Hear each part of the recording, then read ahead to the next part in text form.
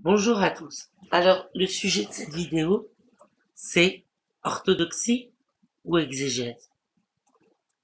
Dans la lecture des textes sacrés, on connaît tous l'exégèse. L'exégèse permet de comprendre les passages qui semblent, j'ai bien dit sembler, contradictoires dans un même texte. Rien que la Bible hébraïque elle-même contient des contradictions. Alors ces contradictions, on les analyse, on les interprète, on se base sur d'autres textes, comme le Talmud, le Midrash, pour comprendre ce que veut dire Dieu en nous laissant comme ça comme message. Alors, ça c'est l'exégèse. Ça arrive dans certains cas. Sinon, il reste l'orthodoxie, c'est-à-dire appliquer le texte à la lettre. Alors là où j'ai beaucoup j'ai beaucoup ressenti de gêne vis-à-vis de mon église, c'est que ils n'ont pas fait leur choix entre exégèse et orthodoxie. Par exemple, la dîme. Dans mon église, on peut payer la dîme si on travaille. C'est 10% du salaire, c'est énorme. Eux disent que c'est peu, moi je trouve ça beaucoup. Alors, la dîme, ils disent que c'est Abraham qui l'a payé à Malchizedek. D'accord, mais Abraham et Malchizedek, déjà, ça remonte à loin. Ensuite, c'est vrai, à l'époque, euh, avant Jésus-Christ, les Israélites offraient un dixième de leur récolte, un dixième de leur cheptel à Dieu, ce qu'il leur devait. Mais jamais, jamais, parce que Malchizedek, il n'avait pas de quoi vivre. C'était son seul revenu, la dîme. C'était un sage. Pour manger, faire vivre sa famille, c'était son seul revenu. D'accord. Les Israélites, quand ils donnaient un dixième de leur cheptel et un dixième de leur récolte, pour Dieu, c'était obligatoire puisque bah, ils avaient construit le veau d'or. Et le veau d'or, c'est un péché. Donc en attendant l'arrivée de Jésus-Christ, c'était des lois difficiles qu'on leur instaurait. Des lois difficiles pour qu'ils soient pardonnés. Comme par exemple le jour de Shabbat. C'est dur. Pas de télé, pas de téléphone, pas de radio. On s'éclaire à la bougie. On ne cuisine pas. On ne peut pas faire certains nœuds. On ne peut pas marcher un certain nombre de kilomètres. C'est très restreint. Les règles sont très difficiles à respecter. Et pour un petit truc, hop, le Shabbat n'a pas été respecté. Donc ces règles étaient difficiles, mais elles concernaient les Israélites avant la naissance de Jésus.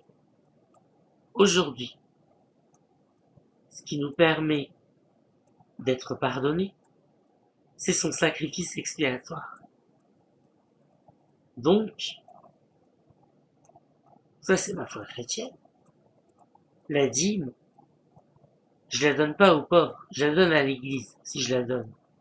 Je ne la donne pas. Si je la donne à l'église. L'église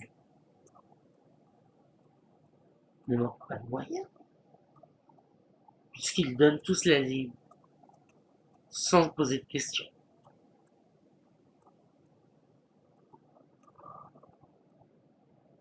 Je ne les juge pas. Je ne suis pas fier. Je trouve ça bien. Parce que c'est vrai, j'ai bénéficié de la gratuité de l'enseignement. Mais j'ai déjà eu des enseignements que j'ai payés, religieux. Donc je sais comment interpréter les choses.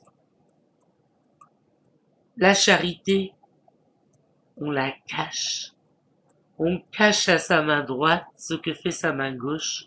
On cache à sa main gauche ce que fait sa main droite. On ne doit pas prévenir tout l'épiscopat qu'on paye la dîme.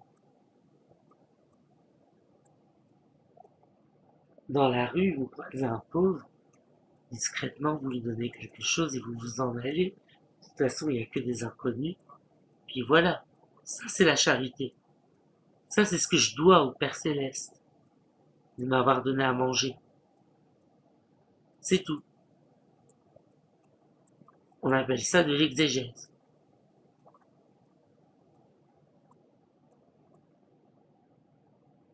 Parce que dans le livre de Mormon, il est écrit que certaines fausses églises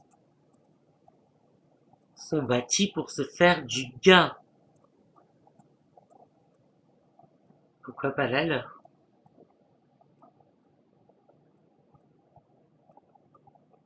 Autre sujet sur lequel l'orthodoxie, elle fonctionne pas bien non plus. C'est pas que je n'aime pas l'orthodoxie. Au contraire, j'aime beaucoup l'orthodoxie. Mais moi, dans tous les passages que j'ai lus concernant l'homosexualité, par exemple, en aucun cas je vois qu'il est interdit à deux hommes de se marier.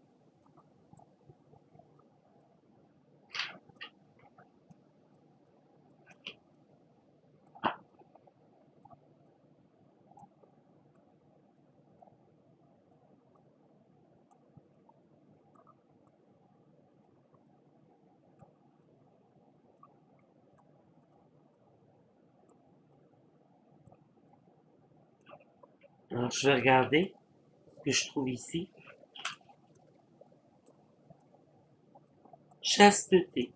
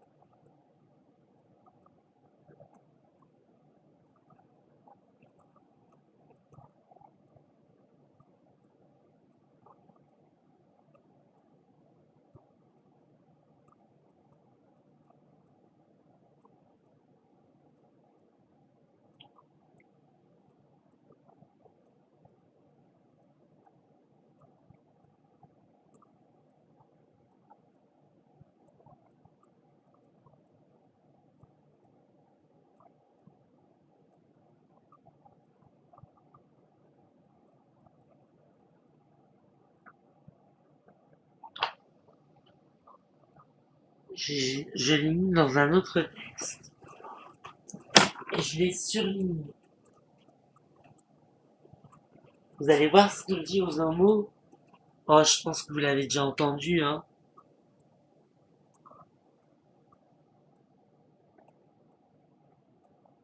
Sur la voilà.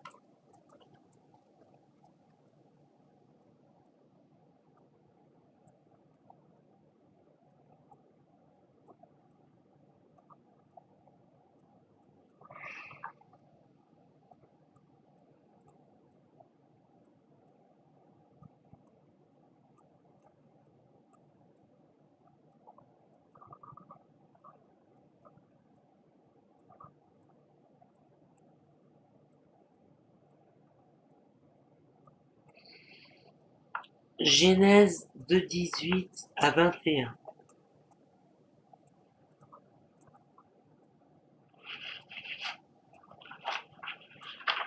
Donc je prends ma petite Bible et je regarde Genèse 2,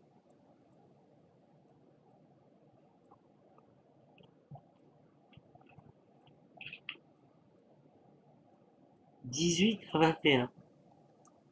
L'Éternel Dieu dit, il n'est pas bon que l'homme soit seul. Les homosexuels aussi. Je lui ferai une aide semblable à lui.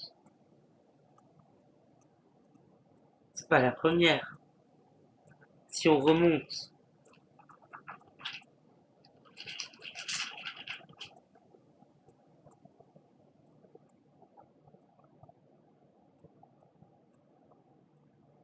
à Genèse 1, 27,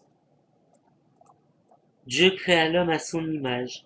Il le créa à l'image de Dieu, créa l'homme et la femme. Donc,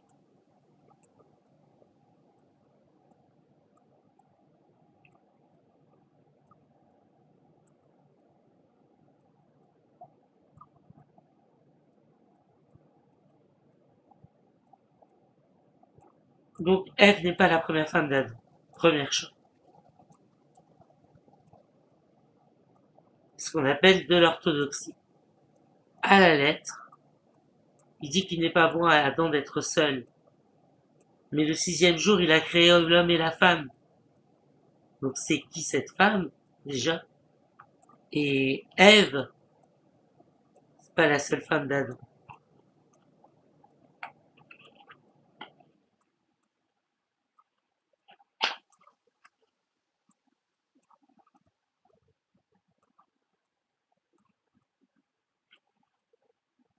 « 21.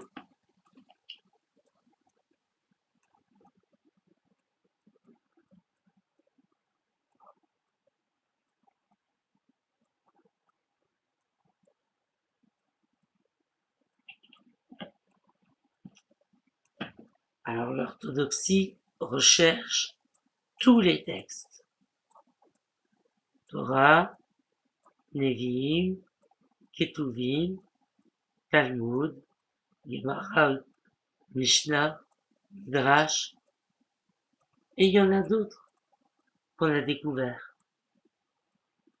Des textes perdus, ou retirés volontairement, où on voit que les hermaphrodites existent. Déjà, oui, je sais que c'est tiré par les cheveux, mais aujourd'hui c'est prouvé. Ça.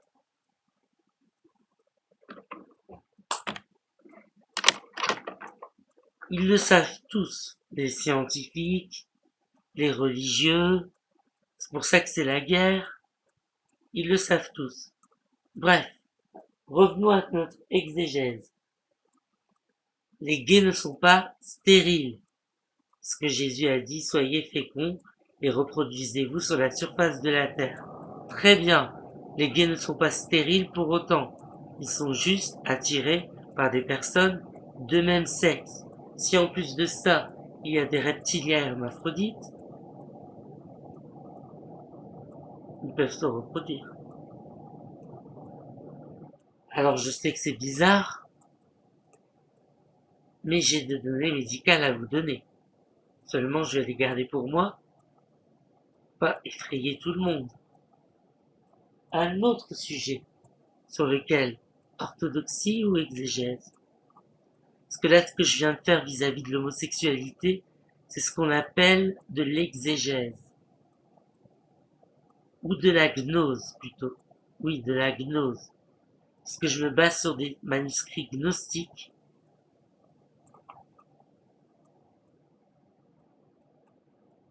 qui remontent à la Genèse.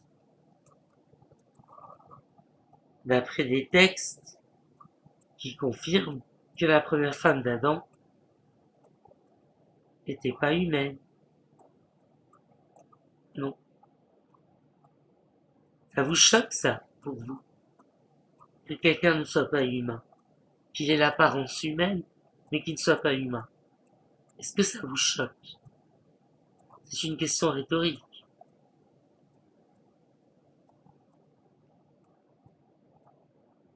Donc voilà pour les offrandes. Je préfère distribuer à quelqu'un qui a faim que de donner 10% de mon salaire à une église qui juge son prochain et qui n'a pas l'évangile dans le cœur. Parce que sinon, il nous aurait jamais incité à voter le seul parti de France qui était contre le mariage gay, alors qu'ils avaient promis de ne pas faire de politique dans l'église. Mais ils veulent combattre cette loi, ils disent qu'elle est immorale. D'accord,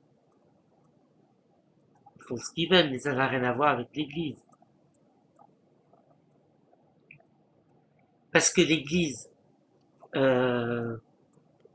n'est pas censée faire de politique, hein.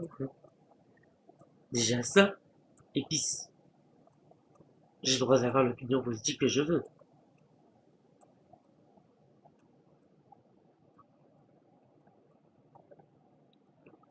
Mais la loi est bonne.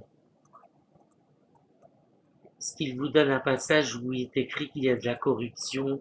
C'est pas nous qui corrompons notre pays. Non. Ce sont ceux qui nous attaquent. Et ils nous attaquent à cause de cette loi. Mais la loi est bonne. Qu'ils ont fait dans l'église? Dire de voter pour le seul parti qui ne veut pas, qui veut supprimer le mariage gay. C'est de la politique, c'est de la corruption. Voilà. C'est ça que condamne la Bible.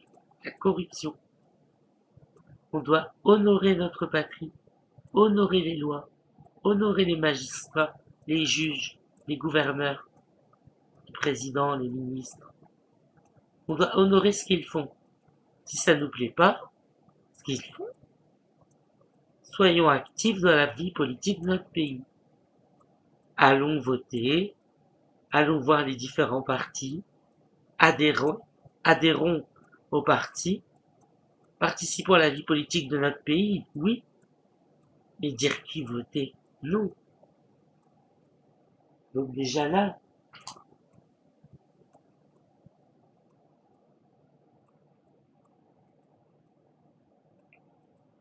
je sais que la loi est bonne.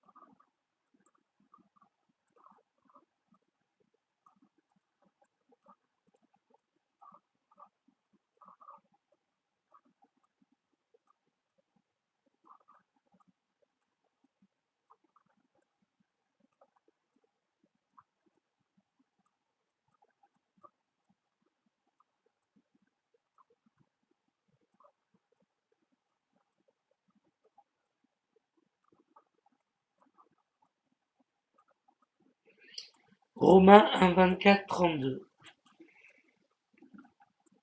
On va aller voir. Romains 1,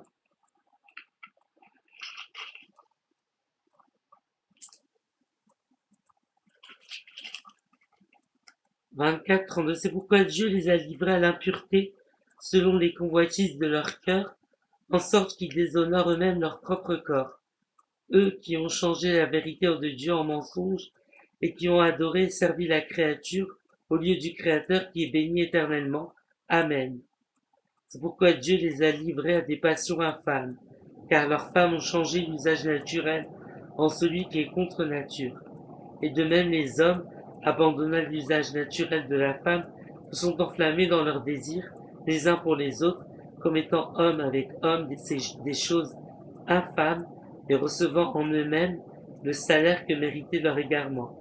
Comme ils ne sont pas souciés de connaître Dieu, Dieu les a livrés à leur sens réprouvé pour commettre des choses indignes. Étant remplis de toute espèce d'injustice, de méchanceté, de cupidité, de malice, pleins d'envie, de meurtre, de querelle, de ruse, de malignité, rapporteurs, médisants, impies, arrogants, hautains, fanfarons, ingénieux au mal, rebelles à leurs parents, dépourvus d'intelligence, de loyauté, d'affection naturelle, de miséricorde et bien qu'ils connaissent le jugement de Dieu, déclarant dignes de mort ceux qui commettent de telles choses, non seulement ils les font, mais ils approuvent ceux qui les font. Bon là, on a compris, en lisant ce passage, que le Seigneur déteste ce genre de personnes. Mais qu'est-ce qu'il déteste? Déjà, on va commencer par le début. Les passions infâmes. Est-ce qu'on peut parler de passion quand on est marié? Non. Non. Se marier, ce n'est pas une liaison passionnée. C'est une liaison sérieuse. Passionné pour moi, ça veut dire je sors en boîte, je bois un verre, j'allume une fille, je vais dans un coin, je l'emmène chez moi, et après j'ai une relation passionnée. Déjà ça. Mais apparemment, car leurs femmes ont changé l'usage naturel en celui qui est contre nature.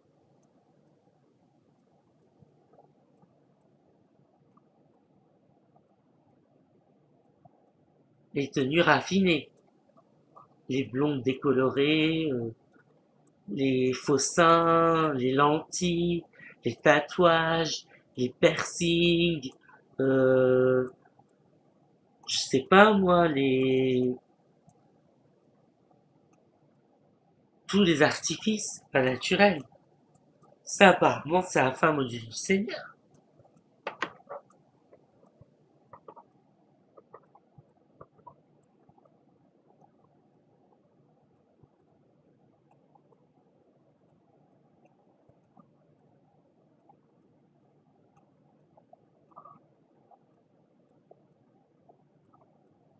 Commettant homme avec homme des choses infâmes et recevant en eux-mêmes le salaire qui méritait leur égarement.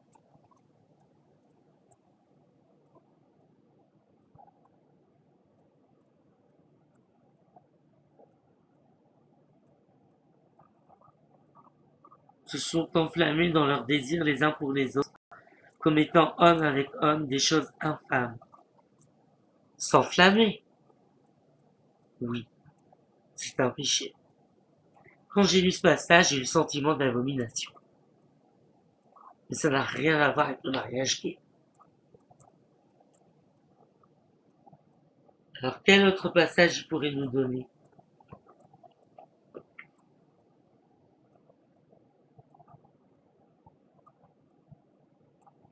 Mariage.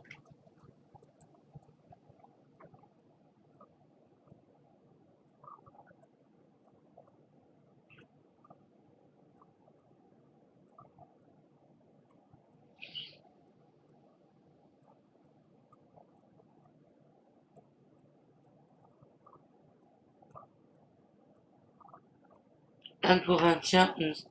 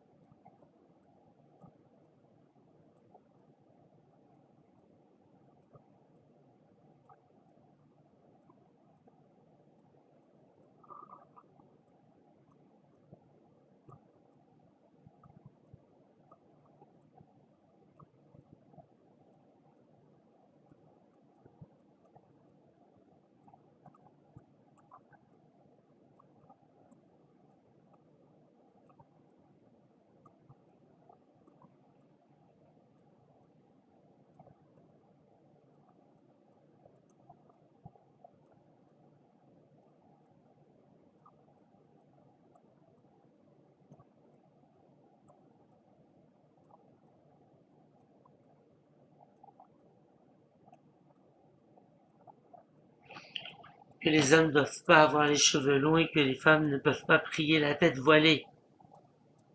Ça fait longtemps qu'on a fini avec ça. Et bien c'est la même chose avec le mariage. La loi est bonne.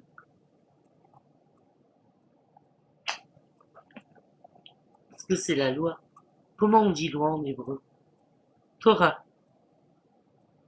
Comment on dit loi en grec? Homon. Je préfère 2 hommes mariés sérieux que des hommes qui vont dans la rue, qui couchent dans la rue, qui ont des rapports sensuels avec tout le monde et qui pensent que le sexe est une monnaie d'échange. Ça, c'est abominable. Il y a quelqu'un qui se marie, on peut pas dire que c'est abominable. Là, on est dans l'exégèse. Tout à l'heure, on était plutôt dans l'orthodoxie et dans la gnose.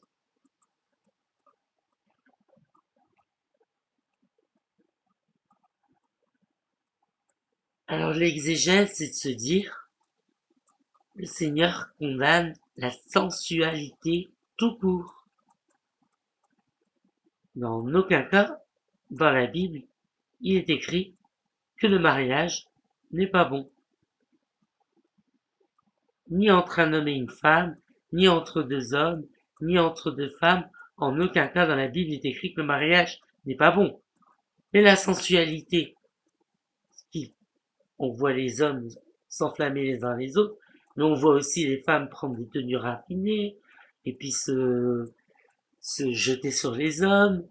On voit un peu de tout. C'est la sensualité que la Bible condamne, pas l'homosexualité. Je regrette. Et ça, c'est le truc le plus orthodoxe que j'ai trouvé, parce que c'est écrit nulle part. Quant à la gnose, les hermaphrodites, ben vraiment, je sais pas comment vous expliquer. Ça existe, c'est prouvé, il faut faire vos recherches. Mais on peut se reproduire avec un hermaphrodite. Et enfin, les sciences occultes, la magie, les arts divinatoires. Quand on prend le passage en hébreu, les mots qui sont utilisés n'existaient pas en hébreu biblique. Tiens, je vais regarder.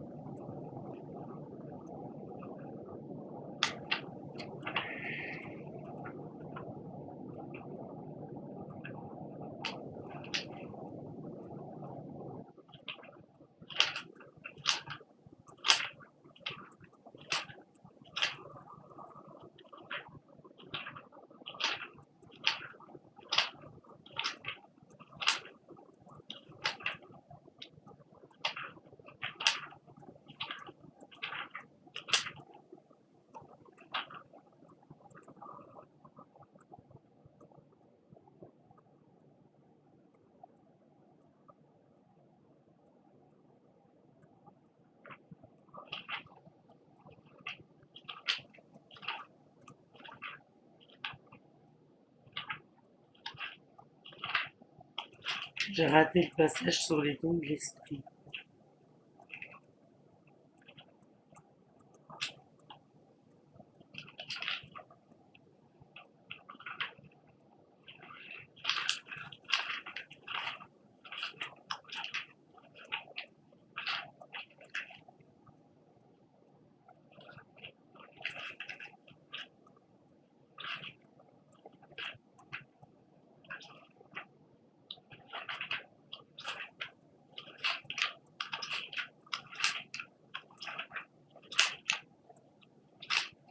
On y arrive.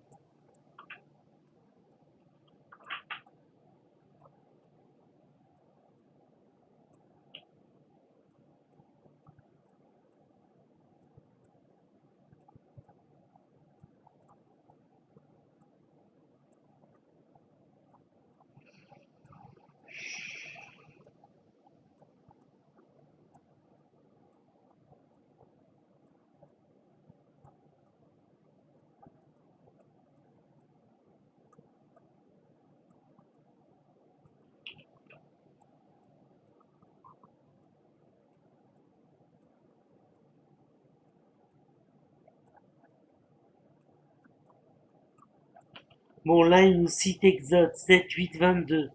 La cour de Pharaon, où les mages du Pharaon utilisaient les dons. Oui, c'était des idolâtres. Donc ils imitaient les dons de Dieu, c'est normal. Là, on arrive. Que le diable peut apparaître comme un ange de lumière. On le sait. Le diable, c'est un ange déchu. Et là, on va aller voir Ésaïe 47.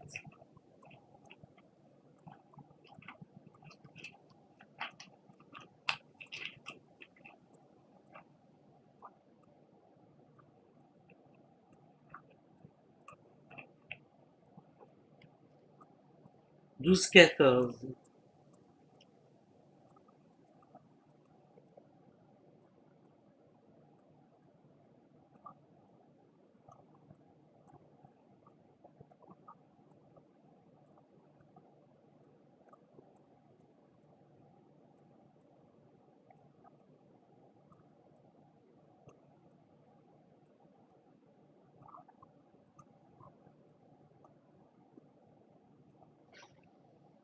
C'est un passage que j'interprète de manière orthodoxe.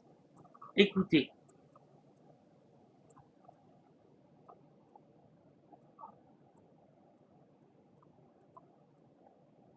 Reste donc au milieu de tes enchantements et de la multitude de tes sortilèges auxquels tu as consacré ton travail dès ta jeunesse. Peut-être pourras-tu en tirer profit. Peut-être deviendras-tu redoutable. Tu t'es fatigué à force de consulter. Qu'il se lève donc et qu'il te sauve.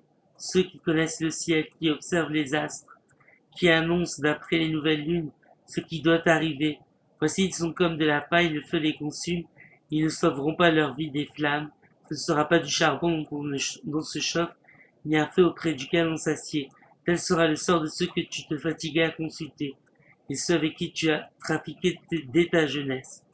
Ils disperseront chacun de son côté, et il n'y aura personne qui vienne à ton secours.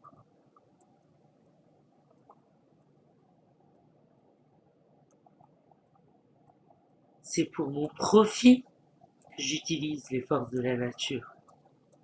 Je vais pas voir un gourou. Donc ça, c'est un avertissement contre les dérives sectaires, d'un point de vue orthodoxe.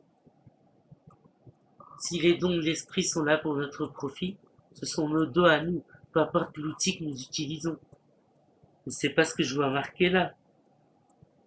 Astrologue, diseur de bonne aventure, sorcier, médium, c'est des mots qui n'existaient pas à l'époque.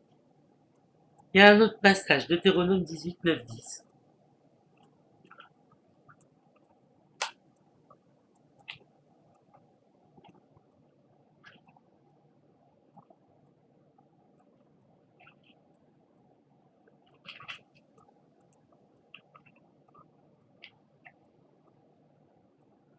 Lorsque tu seras entré dans le pays que l'Éternel ton Dieu te donne, tu m'apprendras point à imiter les abominations de ces nations-là. On ne trouve chez toi personne qui fasse passer son fils ou sa fille par le feu. Personne qui exerce le métier de devin, d'astrologue, d'augure, de magicien, L'enchanteur, personne qui consulte ceux qui évoquent les esprits ou disent la bonne aventure, personne qui interroge les morts.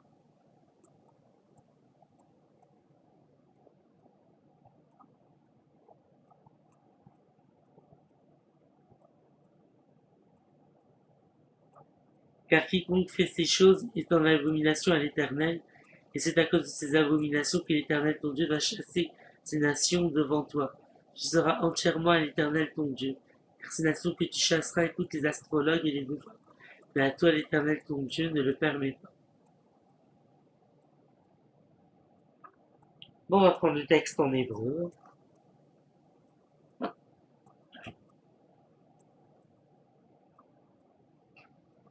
Il y a des mots qui me semblent pas exister en hébreu biblique.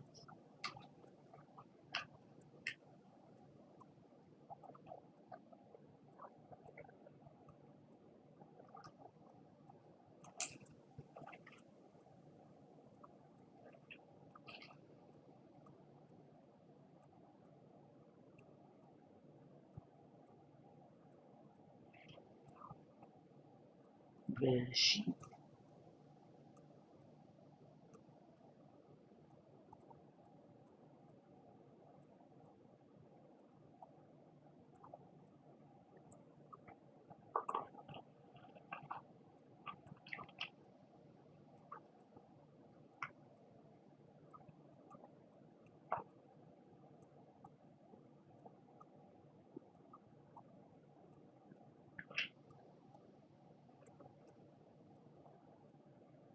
Vayikra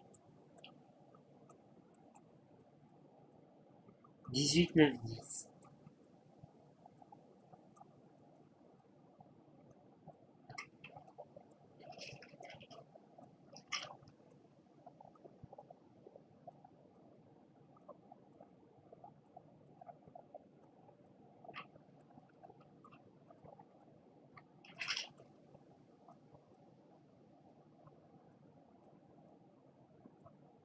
Obat imecha moledet bait o moledet chutz lo tagla aroten arot bat binecha obat bitecha lo tagla aroten ki arotecha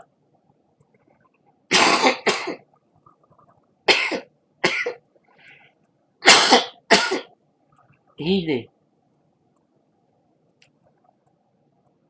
arot bat asher bat ashet avicha moledet avicha achotecha ilo tagla arota arot achut abicha lo tagla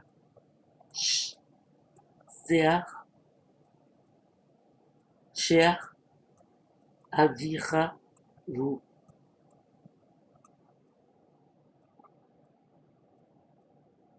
ervat achut imcha lo tagla qui.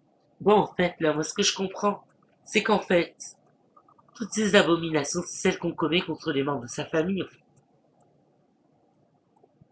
C'est ça. Il le traduit comme ça, lui.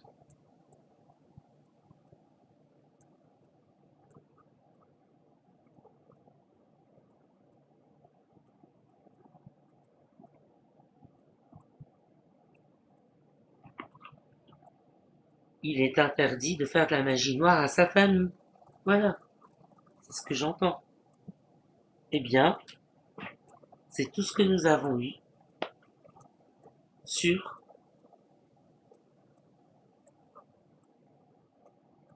les sciences occultes dans la Bible. Un passage où là, vraiment, on voit que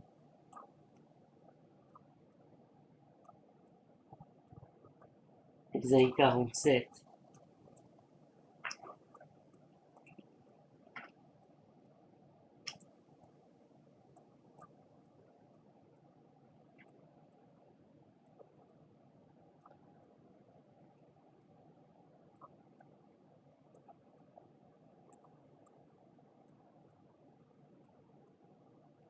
ils seront détruits, tous les méchants. Et un passage de Deutéronome 18, 9, 10, où on voit qu'il est interdit de faire du mal à sa famille par le biais de la magie. Ben voilà. Donc tout ce qui est occulte, j'ai interprété de manière très orthodoxe. Tout ce qui est gay, j'ai interprété de manière très orthodoxe, puisqu'il n'est pas écrit que le mariage gay est interdit. Et en ce qui concerne les offrandes, bah, les offrandes, faire la charité aux pauvres, c'est une offrande. Donner de l'argent à des gens qui sont déjà riches, c'est pas une offrande. Mais tout ça, ça concerne l'Ancien Testament. Le Nouveau Testament est là pour l'accomplir. Donc il nous donne plus de clés, plus de connaissances.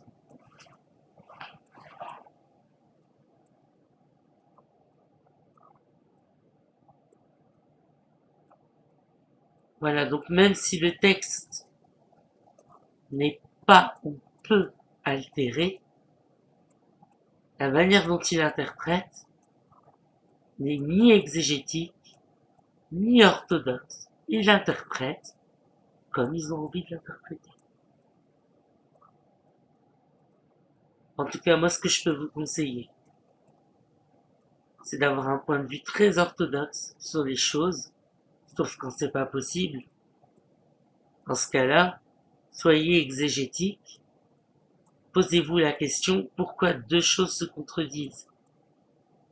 Et dans l'Agada, il y a des choses qui contredisent la Torah. Mais on sait pourquoi. On sait pourquoi la Haggadah, dans certains points, contredit la Torah. J'ai déjà expliqué dans une autre vidéo plus haut. Mais ça ne veut pas dire que on n'est pas sur Terre pour s'aimer. Hein. On est sur Terre pour s'aimer. C'est malheureux ce qui leur arrive, mais c'est bien fait.